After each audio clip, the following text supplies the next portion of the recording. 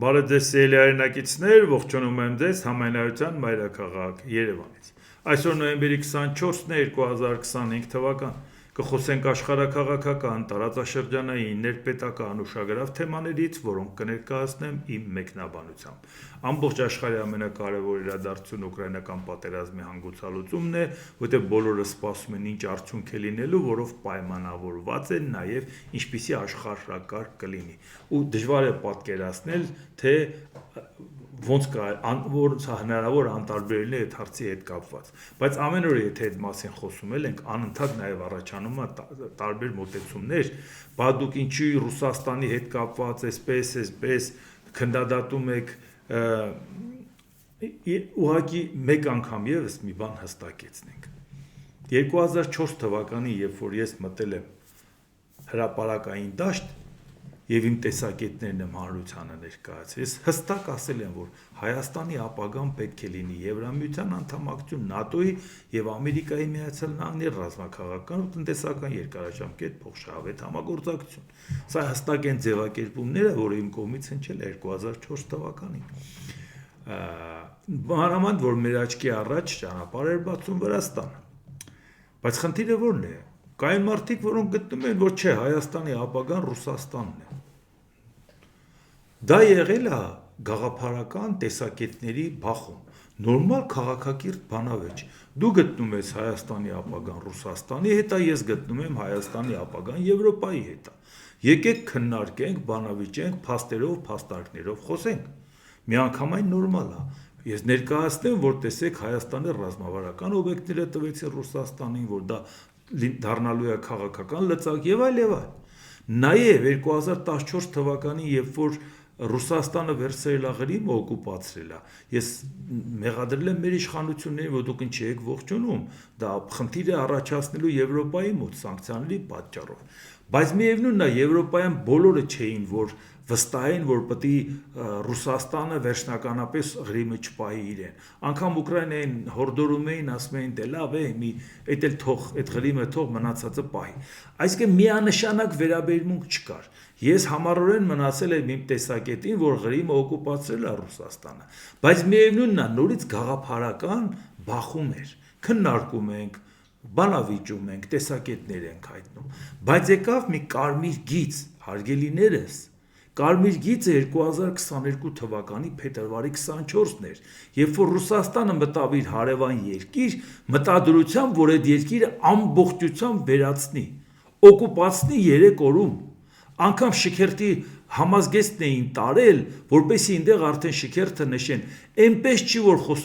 խոսքը Դոնբասի մասին էր, այնպես չի, որ խոսքը Ղրիմի մասին էր, այդ երկիրը օկուպացնելու մասին էր, վերջ, դա կարմիր գիծ է, հարգելիներս, այլևս գաղափարական բախման մասին չի խոսքը, որ մենք նստենք հանգիստ քննարկենք, արդեն ասում ես, հարգելիս, դու օկուպանտին արդարացնում ես, թե չէ, ասա, որտեղ դա ինչ գաղափարական տարաձայնություններ կամ տարակարծություններ։ Դու կամ հանցագործի պաշտպան ես, կամ հանցագործի պաշտպան չես։ Եթե դու գտնում ես, որ Ռուսաստանը վերցրել է իրան հասանելիքը, մտնելով Ուկրաինա պետությունը, որտեղ ժամանակին Ուկրաինան չի եղել, չգիտեմ այդ որ ժամանակ էր, երբ որ Ուկրաինան ավելի առաջ է եղել, քան Ռուսաստանը, բայց լայել դնենք մի կողմ, եթե դու չես ընդունում ՄԱԿ-ի կողմից ճանաչված Ուկրաինան, իր տարածքային ամբողջականությունը, ուրեմն բնական է վաղը մենք խնդիր ենք ունենալ Հայաստանի տարածքային ամբողջականության հետ կապված, որտեղ Հայաստանն էլ է եղել խորհրդային միության կազմում եւ ցարական Ռուսաստանի կազմում։ Այսինքն արդարացնելով հարևանի տարածք մտնելով, որ միջազգային օրենսդրության հետ հաշվի չի նստում,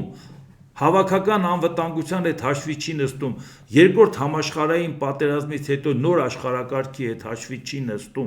եւ մտնում է հարևանի տարածք ուզում է այդ պետությունը վերացնի, դա պաշտպանելով, դա արդեն ճաշակի քաղաքական, դա արդեն նախասիրությունների եւ գաղափարախոսական չի, կամ դու հանցագործին պաշտպանում ես, կամ հանցագործին դատապարտում ես, վերջ կարմիր գիծը անցած է, դա։ Ես ուզում եմ մի հատ օրինակ բերեմ, հասկանանք, որտեղ շատ հարցեր կա Ուկրաինային վերաբերվող եւ որը ուղղակիորեն մեզ էլ է վերաբերվում։ Դուք պատկերացրեք ձեր փողոցում ինքնաձիգներով մի խումբ գալիս է փողոցով անցնում, զարմանում ասում եք էսի չա կատարում օրը ցերեկով։ Գնում են մտնում են մեկի տուն կրակոցներ ա գալ, ասում եք ոնց։ Էսի չա կատարում, ոնց թե մտել են մարդու տուն կրակում են, մարդ են սպանում, տունն է ձերս խլում են։ Մեկ էլ ասում են գիտես էս հարևանի տուն ա մտել, ասում ա վայ լավ է, այդ հարևանը դուրս չի գալի։ Շատ անհաջող մարդ ա, վերջերս էլ վիճել էր ինձ հետ։ Շատ լավ ա, շատ ճիշտ են անում, որ սպանել են, տունն էլ խլել են։ Այ իմ սրտով եղավ։ Լա պատրաստ եմ գնամ ցուցմունք տամ, որ այդ խեղճ ավտոմատավորները փողոցով խաղաղ ձևով գնում էին, տնից դուրս եկա խոհանոցի դանակով, սպառնաց, դրանք է ստիպված մտան, սպանեցին եւ տունն է ձեռից խլեցին։ Այո, մեղավորը այդ հարևանն էր, ճիշտ է թե չէ։ Սա է պատկերացումը։ Բա վաղը չեք մտածում, որ այդ նույն հանցագործը, եթե դու իր հանցագործությունը արդարացրեցիր, ձեր տուն ա մտնելու։ Ոչ միայն այն պատճառով, որ հիմա էլ կգտնվեն հարևաններ, որ կասեն դու ես անհաջող մարդ, այլ նաև կմտնի կասի դու արդարացրեցիր, չէ, իմ արած հանցագործությունը, շատ շնորհակալություն, դե եկել եմ քո տունն էլ վերցնեմ, չես կարող ասել, բայց քեզ պաշտպանել եմ, դու իմ տունը վերցնում ես, արդար չի, բա արդար էր, ազնիվ մարդուն զրպարտեիր եւ ահաբեկիչին մարդասպանին արդարացնեիր։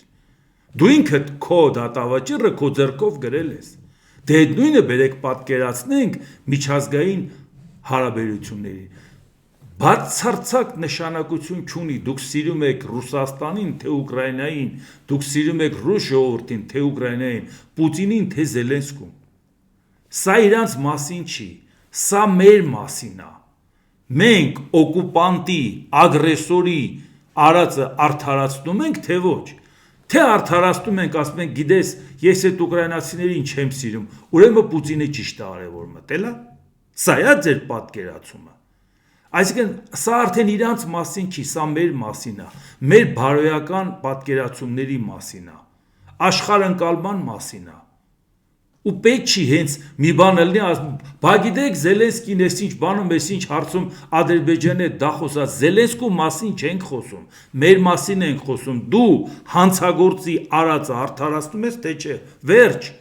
սա քեզ է նկարագրում, Զելենսկուն չի նկարագրում, Պուտինին չի նկարագրում, քեզ, որպես մարդ, նույնիսկ եթե բացարձակ քեզանից կախված չի, պատերազմը ինչով կավարտվի, առավել ևս ոչ մի հայից դա կախված չի, հայից կախված է մի բան, ինչպիսի մարդ է ինքը աշխարհ ընկալում առումով, սա է հարցը, ու բարդ չի դա պատկերացնել, ու պետք չի դա տեղափոխել ուրիշ հարթություն, բա այն լավ էր, որ նա այսպես արեց, ոչ,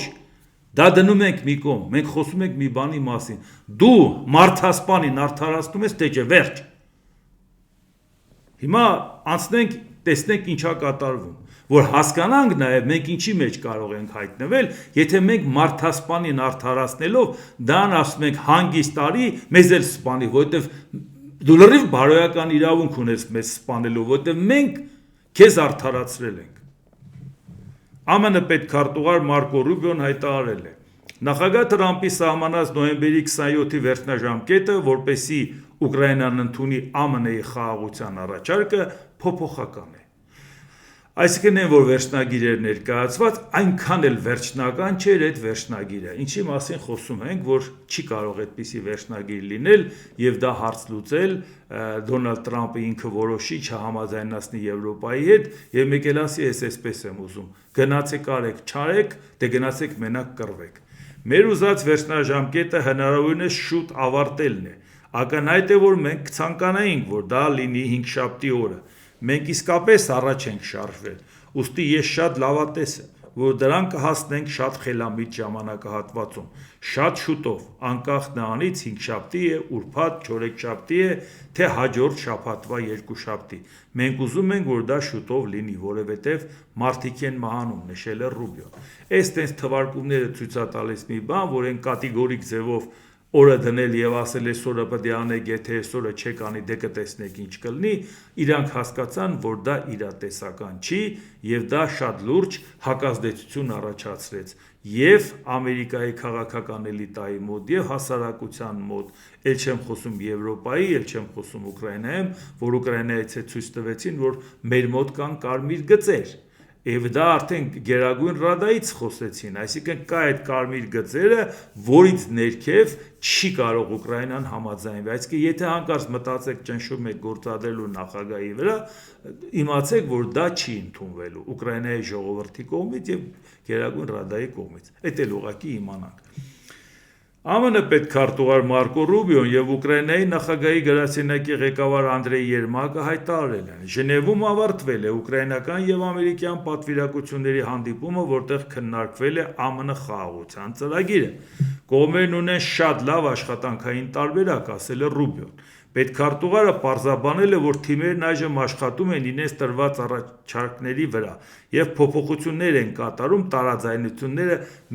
նեղացնելու եւ այն բանին մոտենալու հույսով, որի հետ կարող են համաձայնվել եւ Ուկրաինան եւ Միացյալ Նահանգները։ Այսինքն այն ինչ որ ներկայացված էր այդ 28 կետով, այն ինչի հետ կապված տարաձայնություններ ունի Ուկրաինան, հիմա այդ տարաձայնությունների հետ կապված նոր փաթեթ են պատրաստել, որոշ կետեր կա, դե համարում են, որ պետք է նաեւ Միացյալ Նահանգները համաձայնվի դրան։ Երմակը հաստատել է, որ հանդիպումն արդյունավետ էր, կողմերը շատ լավ առաջընթաց են գրանցել է շարժվել դեպի արդար եւ երկարատև խաղաղություն, հավելելով, որ պատվիրակությունների երկրորդ հանդիպումը կկայանա շուտով։ Ռուբիոն նշել է եւ իհարկե կա նաեւ հավասարման ռուսական կողմը, բայց կարծում ենք, որ վերջին 9 ամիսների ընթացքում մենք բավականին էական ըմբռնում ենք ձեռք բերել որոշ բաների վերաբերյալ, որոնք իսկապես կարևոր են նրանց համար, ասել է Ռուբիոն լրագրողներին, ընդգծելով, որ ցանկացած ծրագիր պահանջում է ԱՄՆ նախագահի հաստատումը։ Հիմա խնդիրը նա է, որ այն ինչ որ համաձայնության կան Դոնալդ Տրամփի համար ընդունելի լինի, որից ինքը առաջարկի Ռուսաստանին, Ռուսաստանը համաձայնվի կամ չհամաձայնվի։ Այսինքն հաստատ ակնհայտ է, որ դա մի քանի օրվա հարցի լուծման չի հանգեցրել։ Իսկ հիմա նայենք անմիջապես եղել է եվրոպական կառույցներից արձագանք եւ երևի օր չկա, որ այդ արձագանքը չլինի։ Գերմանիայի կանցլեր Ֆրիդրիխ Մերցը կտրականապես դեմ է արտահայտվել Ռուսաստանի վերադարձին մետուտնյակ, ինչպես նախատեսված էր Ուկրաինայի համար առաջադրված ԱՄՆ խաղաղության ծրագրում։ Այս պահին ես չեմ տեսնում որևէ պատրաստակամություն մեծ յոթնյակի 6 անդամների շրջանում, որոնք Ամերիկայի մաս չեն կազմում Ռուսաստանի այդ խմբում վերընդունելու համար, ասել է Մերցը։ Կանցլերը նշել է, որ մեծութնակի ձևաչափին վերադառնալու վերաբերյալ համաձայնությունը կարող է ձեռք բերվել միայն կոնսենսուսի հիման վրա։ Ֆրանսիայի նախագահ Էմանուել Մակրոնը հայտարարել է, որ Ռուսաստանի մեծութնակին վերամիավորման համար որևէ նախապայման չկա։ Ռուսաստանը մեծութնակից հեռացվել է 2014 թվականի հունիսին ի պատասխան Ղրիմի օկուպացիայի։ Այս ժամանակ մեծութնակի գագաթնաժողովը պետք է տեղի ունենար Սոչիում, սակայն մյուս 7 երկրների առաջնորդները հրաժարվեցին մասնակցել։ Իսկ հիմա նայենք մեծութնակի հետ կապված մենք խոսել ենք հենց առաջի օրը, որ նախ մեծ յոթնյակը ինքը միջազգային կազմակերպություն չի, դա ընդամենը 7 երկրների հարթակ է, խորհրդակցական հարթակ, որոնք հավաքվում են, իրանց այդ հարցեր են քննարկում, նա չունի որևէ կանոնադրություն ընդունելու եւ հեռացնելու։ Չկա նման բան, որտեղ դա կառույց չի միջազգային։ Այսինքն այս պարագայում թե ուղակի Դոնալդ Տրամփը որ մտքին դրել էր, որ անպայման պետք է Ռուսաստանին վերադարձնել այդտեղ դա սխալ էր եւ այլ, ինքը այն աշճանի էր ողջևորվել, որ այդ կետը մտցրել էին Ուկրաինայի եւ Ռուսաստանի հետ բանակցության հարցում։ Ռուսաստանը ուտնյակի անդամ չի, որտեղ ուտնյակ որպես այդպեսին հիմա չկա, դա ընդամենը 7 գումարած մեկն էր։ Իսկ Ուկրաինան նույնպես ոչ ուտնյակի անդամ է, ոչ յոթնյակի անդամ է։ Ոնց է, որ Ուկրաինան թուղթ պետք է ստորագրի Ռուսաստանի հետ, որով հրավիրելու են Ռուսաստանին մեծ ուտնյակ։ Այսինքն ոնց է հնարավոր այդ փաստաթղթով դա պատկերացնել։ Աբսուրդ էր դա, մանավանդ որ 7-ից 6-ը իրանք առաջի անգամ էին լսում այդ ամեն ինչի մասին։ Ու բնական է արձագանքը այսպեսին պետք է լիներ։ Ու բնական է մեր արձագանքն էլ հենց դա էր, թե այս ինչ է կատարվում։ Այս ինչ է կանում, էլի, այսինքն կյանքի նպատակ դնել, որ Ռուսաստանին վերադարձնել մեծ ուտնյակ, որի պարագայում նաև գործընկերների նկատմամբ ոչ կոռեկտ լինել, որոնք որ ասում են բայց ում հետ ես համաձայնացրել, որ դու Ուկրաինան թուղթ ստորագրում Ռուսաստանի հետ եւ հրավեր են ներկայացնում Ռուսաստան, ով եթե այդ 7 երկրից 6-ը դրանից տեղյակ չի։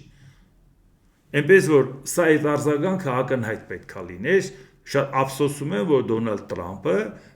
Ամերիկայի Միացյալ Նահանգների նախագահի կշիռը օգտագործում այն բանի համար, որը ասենց կդնեն հանգիստ կասեն, ես ինչա քո արածես, ես ինչ հարց ես անում։ Գերմանիայի կանցլեր Ֆրիդրիխ Մերցը ներկայացրել է սեփական առաջարկը Ռուսաստանի ագրեսիվ պատերազմի դադարեցման շուրջ բանակցությունների ընթացքում։ Խոսքը վերաբերում է ԱՄՆ 28 կետանոց խաղաղության պլանի կրճատված տարբերակին։ Մերցի պատկերացումը դա է, որ մի քանի օրվա մեջ 28 կետ համաձայնացնելը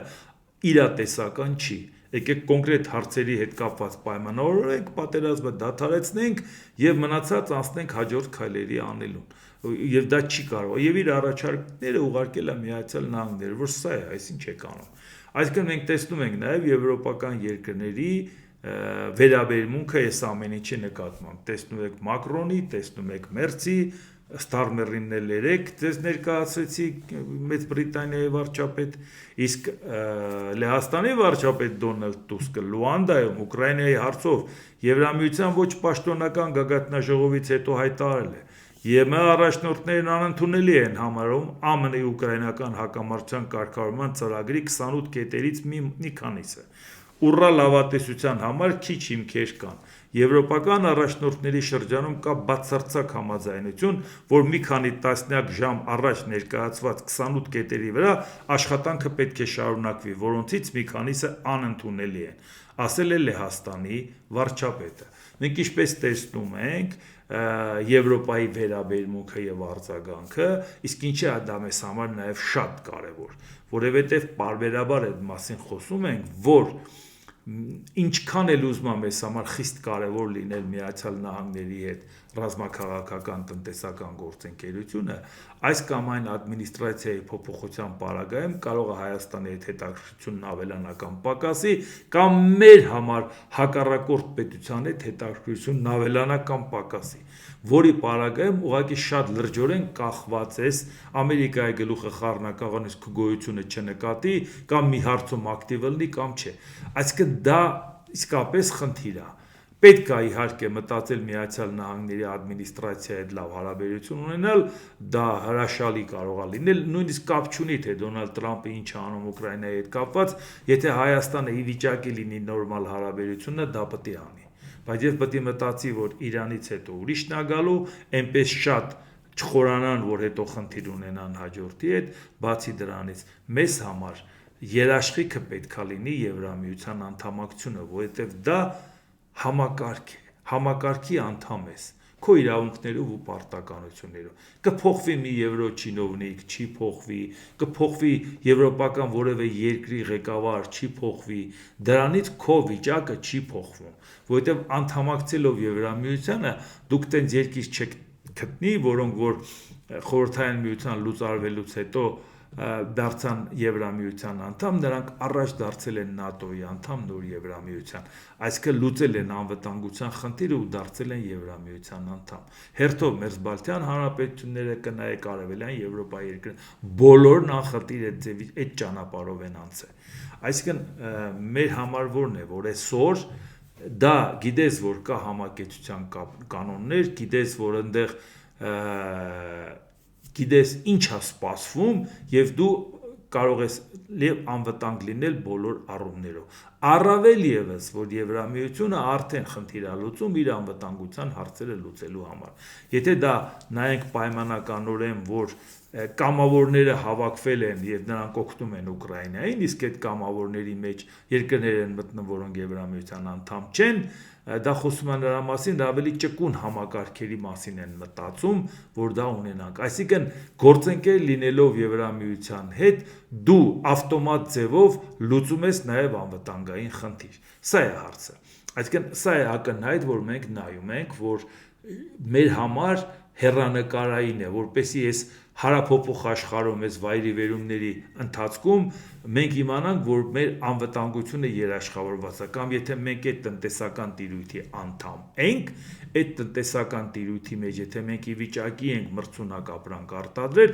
առավել եւս ԵԱՏՄ շուկա մենք շատ հանգիստ կարող ենք մտնել վաղը մյուս օրը, եթե այսինքն Ռուսաստանի հետ պատերազմն ավարտվելուց հետո գործընկերային հարաբերություն ունենա Եվրամիությունը Ռուսաստանի հետ կամ ԵԱՏՄ-ի հետ, մենք ինչ խնդիր պետք է ունենանք այդտեղ։ Այսինքն խոսքը վերաբերում է մի բանի, որ ինչ էլ ուզում է կատարվի, Եվրամիությունը անփոխարինելի է, նույնիսկ եթե քո թիկունքին կանգնած լինի Միացյալ Նահանգները։ Իսկ եթե Միացյալ Նահանգները այլ տարբերակ ունենա, ինչպես տեսնում եք, Եվրոպան ինչպիսի կռիվ է տալիս պաշտպանելու Ուկրաինայի շահերը եւ համարելով, որ դա նաեւ Եվրոպայի շահերն է։ Հայաստանը լինի անդամ, նաեւ Հայաստանի համար է նույն կռիվը տալու։ Ու մեկ անգամ եւս հիշենք, եթե Եվրամիությունը զուտ որպես քաղաքական տիրույթ այդքան կարևոր չի, կարևորը ընդհանուր շուկանն է։ Թուրքիան, որ Եվրոպական մաքսային միության անդամ է, այդ ինչ է իրան կոտորում, որ Եվրամիության անդամ դառնա։ Թուրքիան ասում է 50 տարի կանգնած եմ Եվրոպայի դռների տակ, ինչ չեք ընդունում։ 50 տարի Եվրամիություն սկի չկար։ Դու 50 տարի ում դռների տակ ես կանգնած։ Լավ, համարենք ուրիշ կառույց է եղել, 6 պետություն ստեղծել են, հետո կամած ընդլայնվել, անունն է փոխվել եւ այլ, բայց հաստատ 50 տարի չի, էլի։ Բայց Էրդողանը անգամ տենց բան է նշում, բա հարց է ծագում։ Եթե տենց արտոնություններ չկա, ու դու էլ մաքսային առումով խնդիր չունես, դու մաքսային միության անդամ ես եվրոպական, բան չես քեզ կոտորում, որ դու դառնաս Եվրամիության անդամ, որովհետև գիտես այն արտոնությունները, որ դու որպես պետություն այնտեղ կունենաս, իսկ իրանք է գիտեն, որ դու տուն թողելու երկիր չես։ Այ դրա համար նույնիսկ 450 միլիոնանոց Եվրամիությունը ասում է ամեն դեպքում Թուրքիայի առաջ մեր դռները չբացենք։ Այսինքն Եվրամիությունը խուսափում է Թուրքիայի առաջ մեր դռները բացի, Հայաստանի իշխանությունները սենց տենչում են, որ այդ դռները բացեն, լա Թուրքիան էլ իրան երևակայում ասում է, չէ, էլի զիջումների կգնաք, նոր կբացենք։ Այդ ուղղակի տեսնենք հասկանալու համար, թե ինչ է Եվրամիությունը։ Ժնևում բանակցություններից հետո ԱՄՆ-ի եւ Ուկրաինայի պատվիրակություններին հաջողվել է համաձայնության գալ ԱՄՆ պլանի դրույթների մեծ մասի շուրջ եւ փոփոխություններ կատարել վիճելի դրույթների զգալի մասում։ Պատվիրակությունները համաձայնել են բաց թողնել տարածքներին վերաբերվող դրույթները եւ սահմանադրական դրույթը, ըստ որի Ուկրաինան չպետք է անդամակցի ՆԱՏՕ-ին։ Այս դրույթները պետք է քննարկվեն եւ համաձայնեցվեն նախագահների Զելենսկու եւ Թրամփի մակարդակով։ Ինչպես տեսնում եք, այդ 28 կետից ահագին փոփոխություններ ա եղել եւ արդեն նոր փաստաթուղթն ա ծնվել։ Բա այն ինչ էին դրել արդեն վերջ ամեն ինչ վերջացել ա։ Բա մենք իրար հետ քննարկում ենք, ասում ենք, որ դա վերջը չի, դա շարունակվելու է, դա տենց հարցը տենց չի լուծվելու։ Բա դրա համար մենք ամենօրյա ռեժիմով այդ ամեն ինչը քննարկում ենք, չէ՞։ Հիմա դուք նայեք այն մարդիկ, ովքեր լսում էին այդ օրեր առաջ, որ այդ փաստաթուղթը ծնվեց, եւ հիմա եւ համեմատեք տարբերությունը։ Եվ համեմատեք այն արձագանքը, որի հետ կապված կար։ Ուկրաինայի եւ ԱՄՆ-ի պաշտոնյաները հայտարարել են, որ երկու երկրների պատվիրակությունների համատեղ ջանքերով պատրաստել են թարմացված շրջանակային փաստաթուղթ Ուկրաինայում խաղաղության հասնելու համար Ժնևում կայացած արդյունավետ բանակցությունների ընթացքում։ Սա այն է, ինչը որ մենք ասում ենք, որ ինչպես տեսնում եք, նաև շատ լրջագույն ջանքեր է գործադրում Եվրոպան, այլապես եթե Ուկրաինային մենակ թողեին, Թրամփը ճնշելով փորձելու էր ամեն ինչ անել։ Թե ինչին է իրա պետք, որ Ռուսաստանի շահերը սպասարկի Պուտինի ու ակնհայտորեն անգամ Ամերիկայի մարդիկ նայեն ասեն, ես ինչ անում, էլի, եւ լուրջ կասկածներ ունենան, թե ինչ է դա անում։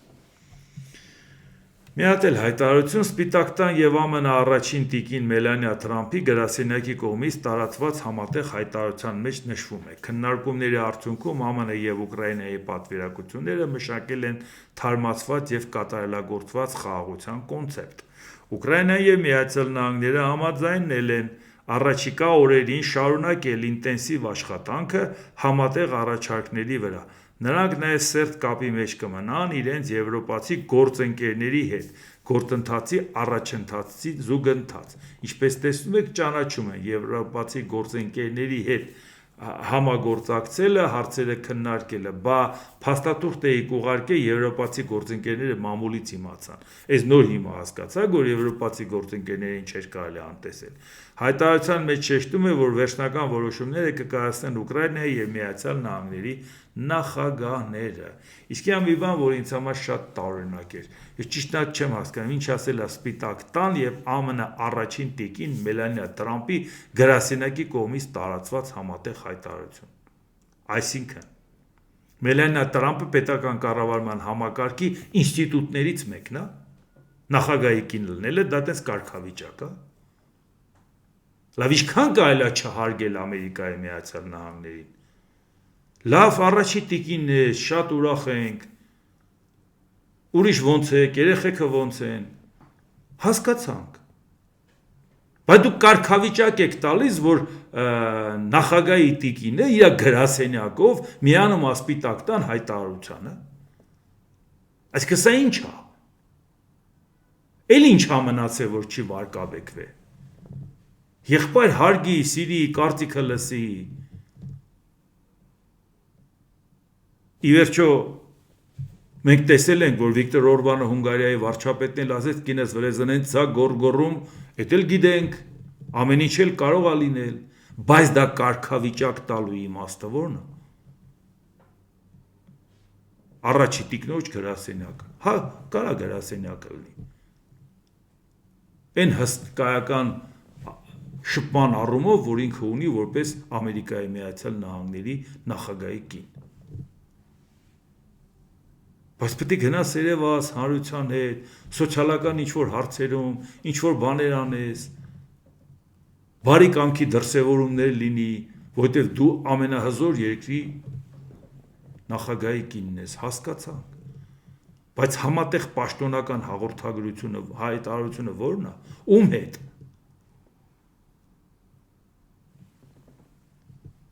Գոնե ուրիշ տեղ կանանց նշանակում են փոխնախագահ, բան, պաշտոն են տալի, էլի, հայկը հայտարարությունն է, որ կնոջը պաշտոն են տալի, բայց գոնե ի պաշտոնի է հայտարարությունը։ Պաշտոնապես ինչ ես աշխատում, առաջի տիկին։ Դա պաշտոն է։ Փաստորեն է դա ստացվում։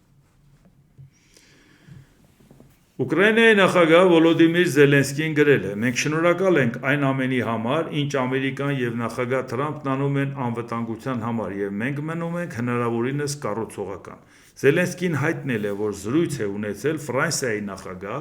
Էմանուել Մակրոնի հետ։ Մեր թիմերը Ժնևում աշխատում են եւ շատ կարեւոր է, որ լինի գործնական արդյունք եւ որ սա Ուկրաինային եւ ամբողջ Եվրոպային մոտեցնի հուսալի խաղաղությանն ու անվտանգությանը, նշել է Ուկրաինայի նախագահը։ Այո, շատ կարևոր է առաջինը, որ ինչով կավարտվի այդ պատերազմը։ Պատերազմը ավարտվելու մի քանի կիլոմետր այս կողմ այն կողմը չի, որ համարենք պատերազմի արդյունք։ Դու ագրեսորին խրախուսում ես, թե չէ։ Ասում ես ագրեսորեն ինչ որ վերցրել ես, այդ քեզ։ Լավ մի քիչ էլ որ ուզում ես, լավ դա էլ կտանք։ Վերջ, աշխարհակարգը փոխվեց։ Հենց ագրեսորին խրախուսեցիր, ցանկացածը ցանկանալու է, որ ագրեսիայի դիմի։ Եվ այդ պարագայում ով է արբիտրը լինելու։ Միացյալ Նահանգները, որը ագրեսորին խրախուսում է։ Բայց մեր անհանգստությունը դա է։ Թե չէ Ռուսաստանը մի քանի կիլոմետր առաջ եկավ, հետո Դոնբասում էլ ասեց մի քանի կիլոմետր, մի քանի հազար կիլոմետր, հետո չեք տեսել, թե Չինաստանին ինչքան հող է տվել, չեք տեսել ինչ գործարաններ է տվել, որ նրանք եկել են վերցրել են, տեղի մարդկանց է գործիչ են ընդունում, իրանց աշխատողներին են բերում, բարդ է պատկերացնել, որ չինացիները շատ արագ կարան Ռուսաստանի քաղաքացիություն ստանան, ու ռուսները դեմը չեն առնելու, լա ինչ որտեղ նաև ուրախ են, որպեսզի ասեն, տեսեք, բնակչության թիվը աճում է։ Աշխատող մարդիկ են, թող գան աշխատեն։ Ոչինչ, որ մի քանի տարի հետո ընդամենը 200 միլիոն կավելանան։ Ավելի շատ բնակիչ կլինի, քան Ռուսաստանը։ Ոչինչ, Ջորջ ջան, դե դա ինչ հարցավոր։ Կարևորը ընդեղ մի 2000 քառակուսի կիլոմետր են վերցրել։ Այն ինչ որ վերցրել էին Ղրիմը եւ Դոնբասը, 2014-ից մինչև 2025-ի տարբերությունը քանի կիլոմետր է։ Ավերած հողերի համար էր այդ կռիվը, միլիոնից ավել մարդկանց գլուխը ուտելու։ Ես ուզում եմ, որ մենք հասկանանք, այդ պետությունը Հայաստանի հետ ռազմավարական դաշնակից է։ Եվ ինչպես տեսնում եք, պայքարը գնում է ընտրությունների, իշխանություն, որը ուշնում միտքը Ռուսաստանն է, եւ ընդդիմություն, որը ուշնում միտքը Ռուսաստանն է։ Մեկ անգամ եւս ես ուզում եմ հասկանանք, այդ երկրի բարոյական ու սոցիալական վիճակը ինչպիսի անկում է ապրել։ Դրանից են կողմ էլ տեղ չկա, ժողովուրդ ջան։ 800,000 վարձկան է տարեմծել Ուկրաինա։ Համարենք դրանից 100,000-ը ուրիշ երկրի վարձկաններ են, կամ էլ թե չէ բանտից հանել ես, քերական հոդվածը ջրել ես, տարել ես Ուկրաինա կռվում է։ 700,000 մարդ, 700,000 մարդ հաց ուտելու, տուն պահելու խնդիր չունի, չի կարողանում։ Ինքը գերադասում է գնա մեռնի, փող աշխատի։ Մարդ սպանի կամ իրան սպանեն, տնեցիք փող ստանան։ Քանի բացահայտում եղավ, ամաչում են ավելի բարձր այդ մասին խոսեն, որ կիննա ձեռքը բռնում ամուսնու, տանում է զինկոմիսարիատ, ասում է տարեք էս ձերյակերին, տարեք, խփեք, փող ստանանք։ Դուք պատկերացնում եք մի երկրի բարոյական վիճակը, որի կինը տանում է ամուսնուն, որ հանկարծ չփախնի զինկոմիսարիատից։ Տանում ասում է տարեք, այս ձերակերին չենք կարող պահենք, տարեք խփեք։ Իսկ դուք պատկերացնում եք այդ մարդը, որ այդ վիճակին գնում է կռվելու պայմանագրով։ Այդ մարդու կռվածը ինչ պետք է լինի։ Այդ մի քանի կիլոմետր առաջ գալու համար։ Ռազմական գործին բացարձակ անպատրաստ։ Ամբարտ աման, ինչ որ մի հատ եսի պորտաբույց մեկին հարբեցող։ Տարել են ասում են տարեք բան։ Ուկրաինա կռվել, դուք հասկանում եք ինչ է կատարվում։ Մեզ դա ներկայացնում են ռուսական ինչ որ իրանց քաղաքակրթություն, չգիտես ինչ, ժողովուրդ ինչ հեքիաթ եք պատմում։ Մի քանի հազար իսլամական ահաբեկչի հետ կապված մենք խառնվում էինք իրար։ Աստված չանի որևէ ձևով հայտնվեն Հայաստանում։ Ազատ տեղաշարժ ունի Ռուսաստանը Հայաստանի հետ։ Ինչքան տուրիստ ասես գալիս են։ Վաղը մյուս օրը պատերազմն ավարտվեց, այդ 800,000-ը հետ գնացին։ Փողի համը տեսած, մարդ սպանելը տեսած։ Ու տեսան ինչ որ մի բան չի ստացվում, եկան Հայաստան որպես տուրիստ։ Ով պետք է նրանց ստուգի, թե նրանք եկել են ինչ են անելու։ Հայաստանում նես տարալուծվել են, ով է նրանց գտնելու։ Հայաստանում ընդհանրապես որ նրանք կան ահաբեկչության, նրանց համար զենք ճարելը դժվար է Հայաստանում։ Փողը տան ինչ ասես կծախեն։ Ազատ տեղաշարժ որևէ խնդիր չկա, ռուսներն էլ գրկաբաց ընդունում են։ Դուք դրա վտանգը պատկերացնում եք, եթե դա այսօր չի վաղն է։ Ինչ կարող է լինել, եթե նրանք մանգան տեսնեն իրանց երկրում չեն կարողանում թալանով փող աշխատել, մտածեն էլ որտեղ կարան հեշտությամբ գնալ, որ թալանով փող աշխատել։ Իսկ այդ մարդկանց ոչ մի անվտանգության ծառայություն չի հետևելու, ժողովուրդ ջան։ Ռուսաստանից եկած մարդը, եթե Նիկոլ Փաշինյանին չի քննադատելու, ազգային անվտանգության ծառայությունը կամ ոստիկանությունը նրան չի պետք է հետևի։ Վերջ, այդ մարդը անձեռնմխելի է։ Դուք ընդհանրապես այդ վտանգը պատկերացնում եք, հիմա ասում են դե կարող է չլինի տենց բան, իսկ եթե եղավ։ Ահաբեկիչը, որ արյան համը տեսել է, փողի համը տեսել է։ Մարդասպանը հետ է գալի իր երկիր։ Ռուսաստանը պետք է մտածի կամ ուրիշ կռիվ անի, դրանց կողքի ինտեղ, որպեսի երկրում հեղափոխություն չանեն, լավ իմանալով, որ երկու հեղափոխությունները ոնց է եղել։ Մեկը ռուս-ճապոնական պատերազմի անհաջողության, մեկն էլ առաջի համաշխարհային պատերազմում, երբ որ զորքը հետ քաշեցին, այդ զորքը կռվին սովոր, ասես դե լավ, դե մեկը տեսնեք ինչ կանենք։ Չգիտեք ինչ է ալնում Ռուսաստանում։ Բա Պուտինը չգիտի ինչ կարող լինի այդ մարդիկ երկիր մտնեն։ Պետք է մտածի կամ պատերազմով ուրիշ տեղ ուղարկի, կամ ասի վերկացեք ռադներդ քաշեք, ստեից գնացեք միտեղ գլուխներդ պահեք։ Թողում եմ դուս եկեք։ Ուր են գնալու։ Այնտեղ որտեղ ազատ տեղաշարժ կա։ Ուր են գնալու, այնտեղ որտեղ գրկաբաց ընդունում են։ Ուր են գնալու, որ նգան ցանկացած ձևով կարան իրանց հարցերը լուծել։ Էլ չեմ խոսում նրա մասին, որ այդ ապակայունացման մասին, որ խոսում ենք, ինչքան պարարտ հող կա Հայաստանում, որ նրանց ձեռքով կարող են Հայաստանը ապակայունացնել։ Այս ամեն ինչը ձեզ չի հետաքրքրում։ Հա? Թե ասենք ֆանտազիայի ժանրից է իմ ասածները։ Որ թե ինչի է անընդունակ մի քանի հազար ահաբեկիչը մենք տեսել ենք Մերձավոր Արևելքի օրինակը։ Մենք տեսել ենք Համասն ինչ անում, տեսել ենք Հեզբոլլան ինչ անում, ԻԳԻԼ-ն ինչ անում։ Այսօր Համասից, Հեզբոլլայից, ԻԳԻԼ-ից ավելի կատաղած, հսկայական թվով ավելի մեծ մարդիկ կողել են Ուկրաինա։ Վարձկաններ, վարձու ահաբեկիչներ։ Բացարձակ պետքները չի մարդկանց։ Որ նրանք վաղը կարան հայտնվեն Հայաստանում։ Դա Աստված չհայտնվեն, թող ես սխալ դուրս գամ։ Բայց դրա դեմ պետք է առնել եւ դրա մասին մտածել այսօր, քանի այդ արհավիրքը մեր դռանը չի չոքե, ժողովուրդ ջան։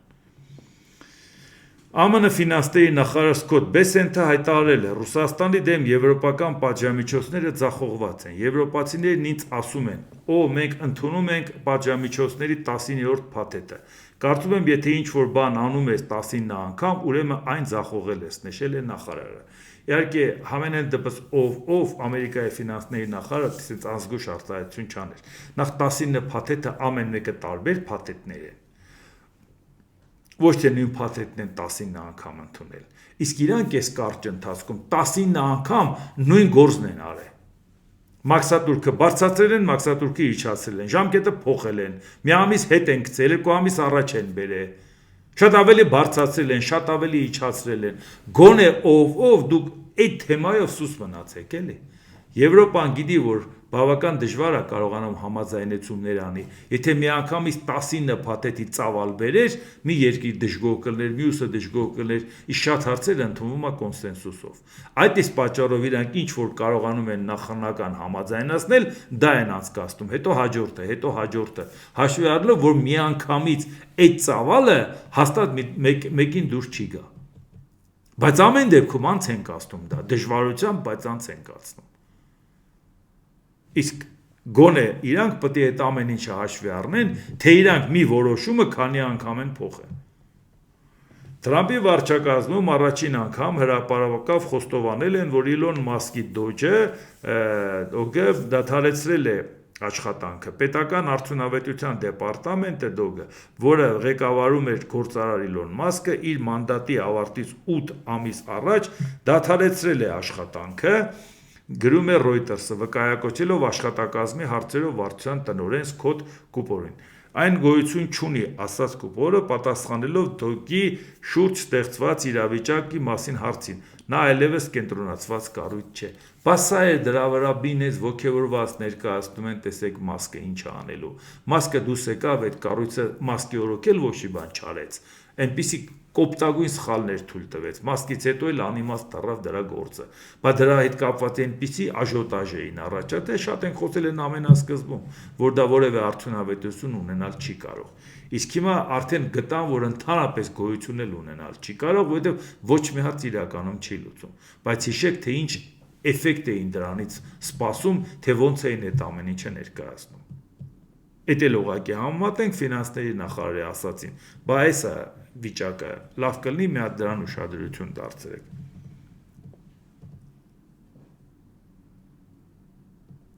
Իսկ Ռուսաստանից իմիջիայլոց դժգոհում են,